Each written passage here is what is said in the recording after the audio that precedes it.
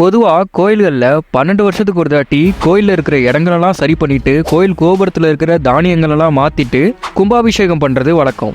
ஆனால் இந்த ஒரு கோயிலில் மட்டும் 12 வருஷத்துக்கு ஒரு தடவை கோயில் கர்ப்ப கிரகத்தில் இருக்கிற மூலவர் சிலைகளையே புதுசாக செஞ்சு மாற்றி வைக்கிறாங்க. இந்தியாவில் உள்ள உயரமான கோயில் கோபுரத்தில் இந்த கோயிலோட கோபுரமும் ஒன்று. இந்த கோயிலோட கோபுரத்தில் டெய்லி ஒருத்தர் அந்த கோயிலை சேர்ந்தவங்க ஏறி மேலே பறந்துட்டு இருக்கக்கூடிய மாத்துறாங்க. துவாபர யுகத்தில் இறந்த கிருஷ்ணனோட இதயம் இன்னும் இந்த கோயிலில் தான் இருக்கான், அதுவும் உயிரோட. இப்படி பல மர்மமான விஷயங்கள் நிறைஞ்சிருக்கிற பூரியில் உள்ள ஜெகநாதர் கோயிலை பற்றி தான் இந்த வீடியோவில் நம்ம தெரிஞ்சுக்க போகிறோம். இந்த ஜெகநாதருங்கிற தெய்வம் கிருஷ்ணரோட இன்னொரு வடிவமாக சொல்லப்படுது. இந்த கோயில் ஒடிசா மாநிலத்தில் இருக்கிற பூரி கடற்கரை ஓரத்தில் இருக்கு. இந்த கோயிலும் 108 வைணவ தலங்கள்ல ஒண்ணுதான். கிபி 10ஆம் நூற்றாண்டுல கிழக்கு கங்கா வம்சத்தை சேர்ந்த அனந்தவர்மன் சோழகங்காங்கிற மன்னரால தான் கட்டப்பட்டிருக்கு. இதுல இன்னொரு முக்கியமான விஷயம் என்னன்னா, இந்த அனந்தவர்மனும் சோழர் டிஎன்ஏவை சேர்ந்தவர் தான். அது எப்படின்னு இந்த வீடியோவோட லாஸ்ட்ல சொல்றேன். எனக்குமே அங்கதான் ஒரு டவுட் வந்துச்சு. சோழர் டிஎன்ஏவா இருந்தா சைவ சமயத்தை சேர்ந்தவங்களா தானே இருப்பாங்க, அதாவது சிவனை கும்புறவங்களா இருப்பாங்க.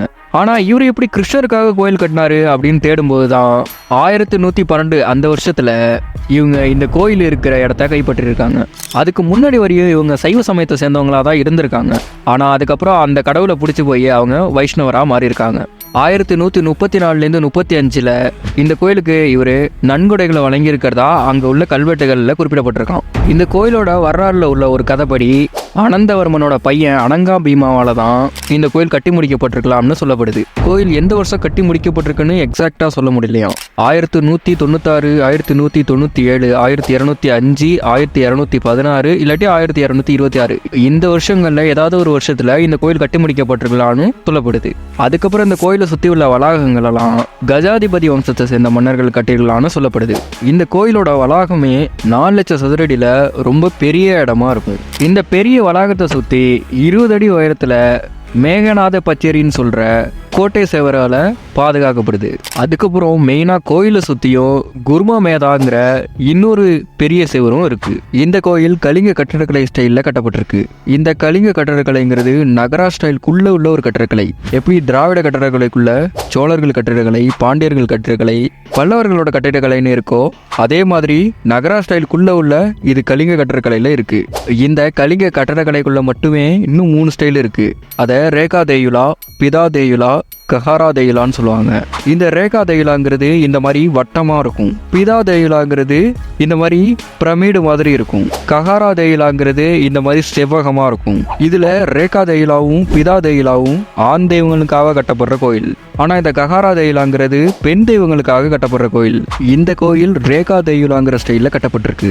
இதே ஸ்டைல்ல தான் அயோத்தியில உள்ள ராமர் கோயிலுமே கட்டியிருப்பாங்க. இந்த பூரி ஜெகநாதரோட கோயில் தான் ஒடிசாவிலேயே மிக உயரமான கோபுரம் உள்ள கோயில். இந்த கோபுரத்தோட உயரம் 214 அடி. இந்த கோயிலோட உச்சியில நீல சக்கரங்கிற ஒரு பெரிய சக்கரம் இருக்கு. இந்த சக்கரம் 11 அடி உயரமும் 36 அடி சுற்றளவும் கொண்டதா இருக்கு. ஆனா இந்த சக்கரத்தை கல்லால செய்யல. தங்கம், வெள்ளி மாதிரியான அஷ்டதாதுக்கள்னு சொல்ற 8 உலோகங்களை கொண்டு இந்த சக்கரத்தை செஞ்சிருக்காங்க. இந்த நிலா சக்கரத்தை சுத்தியும் நவகுஞ்சரங்கிற புராண கதைகள்ல வரக்கூடிய ஒரு விலங்கை செதுக்கி இருக்காங்க. எனக்கே நவகுஞ்சரங்கிறது புதுசா தான் இருந்துச்சு. நானும் போய் நெட்ல சர்ச் பண்ணி பார்த்தப்பதான் இந்த மாதிரி ஒரு போட்டோ வந்தது. இதுல 9 விலங்குகளோட உருவங்களை ஒரே விலங்கா வரைஞ்சிருக்காங்க. அதனாலதான் இதை நவகுஞ்சரங்கிற பேரையும் வச்சிருக்காங்க. இது புராண கதைகள்ல மட்டும் வரக்கூடிய விலங்கு போல. இந்த கோயிலோட கர்ப்ப கிரகத்தோட கோபுரத்தை தவிர மற்ற எல்லா கோபுரங்களுமே பிரமிடு வடிவில் தான் செதுக்கப்பட்டிருக்கு. அதுவுமே நகரா ஸ்டைல்ல தான். இந்த கோயிலுக்குள்ள போறதுக்கு மொத்தம் 4 வழிகள் இருக்கு. கிழக்கு பக்கத்துல சிங்கத்வாராங்கிற சிங்க வாயிலும், தெற்கு பக்கத்துல அஸ்வத்வாராங்கிற குதிரை வாயிலும், மேற்கு பக்கத்துல வியாகரத்வாராங்கிற புலி வாயிலும், வடக்கு பக்கத்துல ஹஸ்தி துவாராங்கிற யானை வாயிலும் இருக்கு. இதுல கிழக்கு பக்கமா இருக்கிற சிங்கத்வாராங்கிற சிங்க வாயில் தான் மெயினான வாசல். இந்த வாசலோட 2 பக்கமும் ஜெயா விஜயாங்கிற 2 கோயில் காவலர்களோட சிலைகளும் இருக்கு. சிங்க வாயிலேருந்து 20 அடி தூரத்துல 34 அடி உயரத்தை ஒரே கல்லான பெரிய தூண் ஒன்று இருக்கு. இத அருணஸ்தம்பம்னு சொல்றாங்க. இந்த தூணோட உச்சியில சூரியனோட தேரோட்டியான அருணனோட சிலை இருக்கு. இந்த தூண் முதல்ல கோனார்க்ல உள்ள சூரியனோட கோயில்ல தான் இருந்துச்சான். அதுக்கப்புறம் மராட்டிய குருவான பிரம்மச்சாரி கோஷைன்கிறவரு அந்த தூணை எடுத்துட்டு வந்து ஜெகநாதர் கோயிலுக்கு முன்னாடி வைக்கணும்னு வச்சிருக்காரு. இந்த தூணுமே ரொம்ப ரொம்ப பழமையான ஒற்றை கல்லாலான தூண் தான்.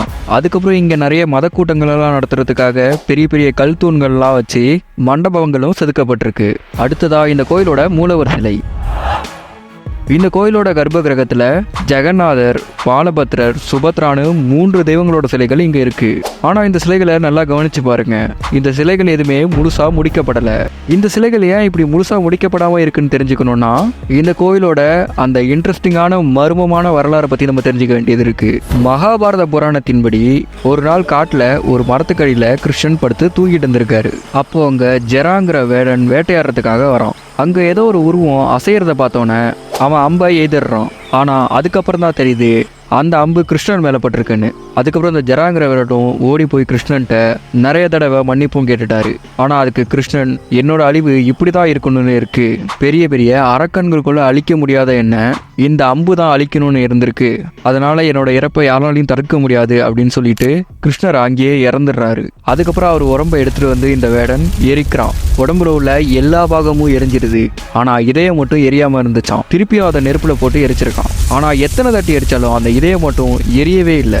ஆனா அந்த இதயம் அப்பயுமே உயிரோட துடிச்சுக்கிட்டு இருந்திருக்கு.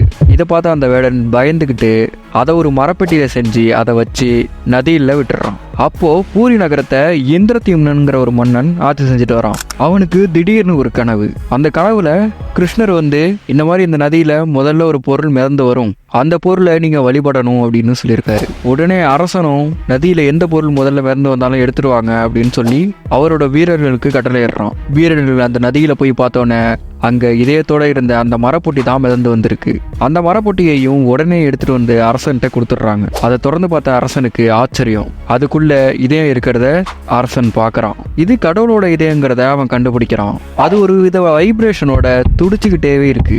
இதை கல்லாலான சிலைகள்லயும் வைக்க முடியாது, பஞ்சலோக சிலைகள்லயும் வைக்க முடியாதுன்னு முடிவு பண்ண அந்த அரசன் மரத்துல சிலை செஞ்சு வைக்கலாம் அப்படின்னு முடிவு எடுக்கிறான். இந்த சிலையை செய்யறதுக்காக ஒரு வேப்ப மரம் எடுத்துட்டு வரப்படுது. அந்த வேப்ப மரத்துல அந்த மன்னனால வரவழைக்கப்பட்ட தச்சர்கள் அந்த மரத்துல உளிய வைக்கும் போதெல்லாம் உடஞ்சிக்கிட்டே இருக்கு. இந்த மாதிரி உளிகள் உடஞ்சிட்டே இருக்கிறதுனால அந்த மன்னனுக்கு பெரிய குழப்பம், இப்ப என்ன பண்றதுன்னே தெரியல. அப்பதான் அங்க ஒரு வயசான தச்சர் ஒருத்தர் வராரு. அது வேற யாரும் இல்ல, விஷ்ணு பகவான் தான் தச்சரா மாதிரி அங்க வராரு. ஆனா அது அந்த மன்னனுக்கு தெரியல.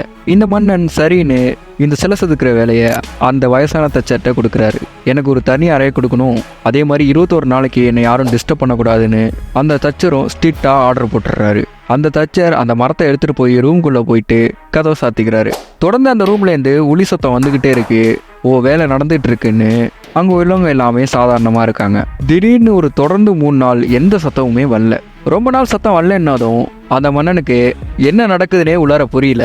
ஒருவேளை அந்த தச்சர் இறந்துட்டாரோ அப்படின்னு நினைச்சுக்கிட்டு இந்த மன்னன் போயிட்டு அந்த ரூமோட கதவை ஓபன் பண்ணிட்டாரு. அங்க தச்சரா வேலை செஞ்சுட்டு இருந்த விஷ்ணு பகவான் மறைஞ்சிட்டாரு.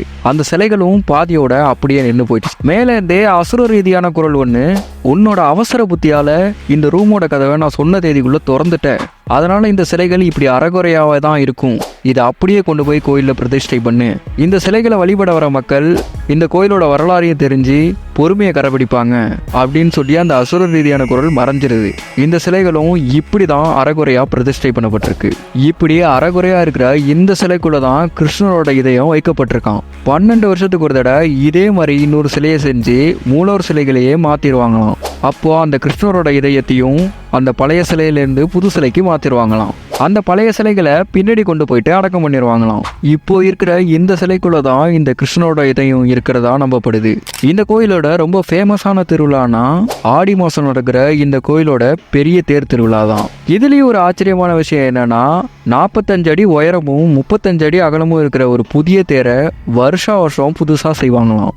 அதுவும் மொத்தம் 3 தேர், 14 சக்கரங்கள் கொண்ட சிகப்பு பச்சை துணிகளால் டிசைன் பண்ணப்பட்ட இந்த தேர்ல பாலபத்ரரையும், 12 சக்கரங்கள் கொண்ட சிகப்பு கருப்பு துணியால டிசைன் பண்ணியிருக்கிற இந்த தேர்ல சுபத்ராவோட சிலையையும், 16 சக்கரங்கள் கொண்ட சிகப்பு மஞ்சள் துணியால டிசைன் பண்ணியிருக்கிற இந்த தேர்ல ஜெகநாதர் அவர்களோட சிலையும் வைக்கப்படும். இந்த சிலைகள் எல்லாமே பில்ஸ் சபருங்கிற மலைவாழ் மக்களால தான் அலங்கரிக்கப்பட்டு எடுத்துட்டு வரப்படுது. ஏன்னா கிருஷ்ணரை மரத்துல செஞ்சு கும்பிடுற வழக்கம் அந்த மலைவாழ் மக்கள்கிட்ட தான் வந்ததா நம்பப்படுது. அவங்க அங்க நீலமாதாங்கிற பேர்ல கிருஷ்ணனை மரத்துல செஞ்சு வழிபடுவாங்களாம். அதனால இந்த பில்ஸ் சபர் மக்கள் தான் அப்போல இருந்தே இந்த சிலைகளை அலங்காரம் பண்ணி தேருக்கு எடுத்துட்டு வருவாங்களாம். பாரம்பரிய வழக்கப்படி கஜாதிபதிங்கிற வம்சத்தை சேர்ந்த மன்னரால அந்த தேர்கள் புறப்படுறதுக்கு முன்னாடி அந்த தேரோடுற வீதிய தங்கத்தாலான தொடப்பத்தை வச்சு தொடச்சிக்கிட்டே வருவாராம். முதல்ல பாலபத்திரரோட தேரும், ரெண்டாவதா சுபத்ராவோட தேரும், மூணாவதா தான் ஜெகநாதரோட தேரும் வீதி உலா போகுமா. இது குண்டிஜாகிற ஒரு கோயிலை நோக்கி போகும். இடையில மாவுசீமாங்கிற ஒரு கோயில்ல ஜெகநாதர் ஓய்வு எடுப்பாராம். அப்புறம் இந்த கோயில்ல நடக்கிற சில இன்ட்ரெஸ்டிங்கான விஷயங்கள். தினமும் ஒருத்தர் 214 அடி உயரமுள்ள இந்த கோபுரத்துல ஏறி அங்க மேல பறந்துட்டு இருக்கிற அந்த கொடியை மாத்தணுமா. ஒரு நாள் விட்டுட்டா கூட அடுத்த 18 வருஷத்துக்கு இந்த கோயிலை மூடிடுவாங்களாம். அதுக்கப்புறம் சடங்கு முறைகள்லாம் பண்ணி மூலவர் சிலைகளெல்லாம் மாத்திட்டு தான் இந்த கோயிலை ஓபன் பண்ணுவாங்களாம். இந்த கோயிலோட பிரசாதம் செய்யறதுலயுமே சில ஆச்சரியமான விஷயங்கள் இருக்கதான் செய்யுது. 7 இல்லாத 5 பானைகளை அடுக்கு பானைகள் மாதிரி அடிக்கிட்டு இதுல தான் இந்த பிரசாதங்கள்லாம் செய்வாங்களாம். இதுல ஃபர்ஸ்ட்ல இருக்கிற பானையில தான் ஃபர்ஸ்ட் வேகுமா. அடுத்தடுத்து கீழே லாஸ்டா உள்ள பானையில உள்ள சாதம் லாஸ்டா தான் வேகுமா. அதே மாதிரி இந்த கோயிலோட பிரசாதங்கள் ஏதாவது பிரச்சனைனா அங்க ஒரு நிழல்ல ஒரு நாய் வருமா. அந்த நிழல் நாய் வந்துட்டாலே இந்த பிரசாதங்கள் எல்லாத்தையும் கீழே கொட்டிட்டு புதுசா ஒரு பிரசாதத்தை செய்வாங்களாம். அது மட்டும் இல்ல, இங்க செய்யப்படுற 56 வகை உணவுகளும் வெங்காயம் பூண்டு இல்லாம தான் செய்யப்படுதான். இந்த வீடியோட லாஸ்ட்ல அனந்தவர்மனோட சோழர் டிஎன்ஏ பத்தி சொல்றேன்னு சொல்லியிருந்தேன். அது என்னன்னா, அனந்தவர்மனோட அப்பா பேரு தேவேந்திரவர்மன், அம்மா பேரு ராஜசுந்தரி. இந்த தேவேந்திரங்கிறவரு வஜ்ரகிஷ்ட தேவாவோட பையன். ஆனா இந்த ராஜசுந்தரிங்கிறவங்க வீர ராஜேந்திர சோழனோட பொண்ணு. இந்த வீர ராஜேந்திர சோழன் யாருன்னா ராஜேந்திர சோழனோட பையன். இந்த ராஜேந்திர சோழன் ராஜராஜ சோழனோட பையன். இப்படிதான் அனந்தவர்மனுக்கு இந்த சோழர் டிஎன்ஏ வந்தது. ஓகே மக்களே, இந்த வீடியோ இதோட முடிஞ்சு. அடுத்த ஒரு இன்ட்ரெஸ்டிங்கான கண்டென்ட்டோட சந்திப்போம். Tata, bye bye.